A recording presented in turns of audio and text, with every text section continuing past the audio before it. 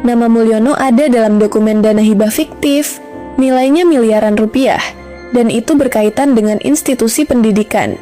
Damar menghela napas dalam-dalam. Apa yang awalnya tampak seperti pemalsuan ijazah, ternyata adalah puncak dari gunung es kejahatan sistemik.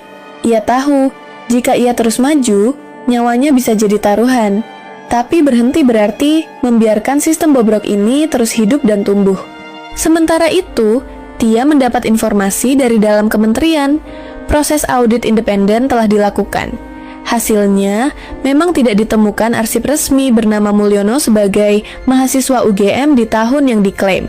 Bahkan, nomor ijazah yang digunakan dalam biodata resminya ternyata pernah digunakan oleh mahasiswa lain yang sudah meninggal dunia karena kecelakaan lalu lintas tahun 2003. Dia mencuri identitas orang mati, ujar Tia dengan wajah muram, dan memakainya untuk naik ke atas panggung politik nasional.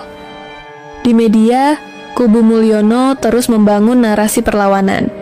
Mereka menyewa influencer, membuat video pembelaan, dan menyebarkan klaim bahwa semua ini adalah konspirasi akademisi radikal yang tidak ingin rakyat kecil naik ke panggung kekuasaan. Tapi narasi itu mulai kehilangan tenaga karena satu demi satu fakta muncul ke permukaan. Seorang dosen aktif UGM dengan suara gemetar menggelar pernyataan resmi lewat siaran daring, mengatakan, "Kami tidak pernah melihat Mulyono duduk di kelas kami. Dia tidak pernah ada di ruang sidang skripsi. Kami tidak bisa membenarkan kebohongan." Sore harinya, dari balik layar media sosial, seorang mahasiswa semester akhir membuat kolase wajah Mulyono dan mahasiswa asli pemilik nomor ijazah yang sudah wafat. Kolase itu viral, disertai satu kalimat yang membuat bulu kuduk merinding. "Kau berdiri di atas nama yang sudah tak bisa membela diri." Di antara pujian dan hinaan yang bertubi-tubi, Damar tetap tenang. Ia menulis satu kalimat di jurnal pribadinya. Kebenaran tidak lahir dari kekuatan, ia lahir dari keberanian. Dan keberanian itulah yang membawanya ke langkah terakhir. Karena setelah semua pengakuan, bukti, dan tekanan publik yang masif, pihak kampus akhirnya memutuskan memanggil secara terbuka seluruh pejabat lama yang terindikasi terlibat dalam proses manipulasi data akademik. Di antara nama-nama itu, satu nama tertulis paling tebal, Derajat. Dan konon, malam sebelum panggilan itu diumumkan, seseorang melihat Derajat meninggalkan rumahnya, naik mobil hitam tanpa plat, menuju arah yang tak pernah terdata dalam sistem jalan manapun. Yogyakarta kembali bergolak. Setelah pemanggilan resmi diumumkan oleh pihak universitas, suasana kampus UGM mendidih oleh tuntutan moral dari dalam dan luar. Di berbagai sudut, poster bertuliskan, "Kembalikan harga diri akademik," hingga tangkap dalangnya terpampang besar, dilingkari mahasiswa yang berorasi dengan penuh semangat. Di balik panggung moral itu, Damar kembali ke tempat semua ini bermula.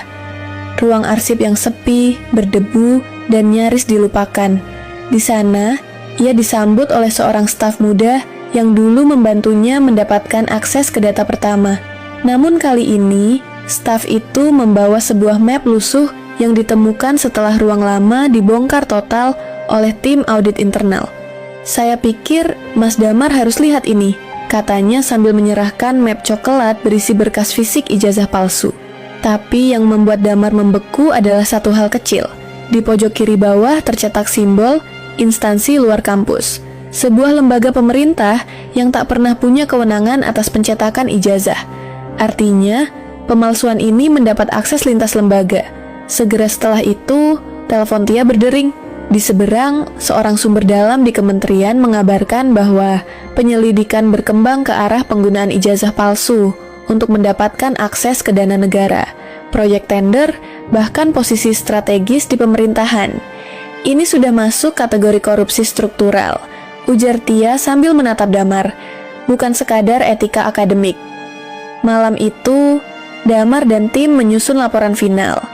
Mereka menyiapkan semua bukti dalam satu presentasi untuk disampaikan di Forum Nasional Forum Etika Pendidikan Tinggi. Forum itu akan dihadiri oleh berbagai perwakilan kampus se-Indonesia, media nasional, dan tokoh-tokoh reformasi. Namun menjelang pagi, ancaman kembali datang Bukan dalam bentuk surat atau video, melainkan kejadian nyata. Rumah kontrakan tempat Damar tinggal dilempari batu oleh orang tak dikenal. Kaca jendela pecah, di lantainya tertulis dengan cat semprot.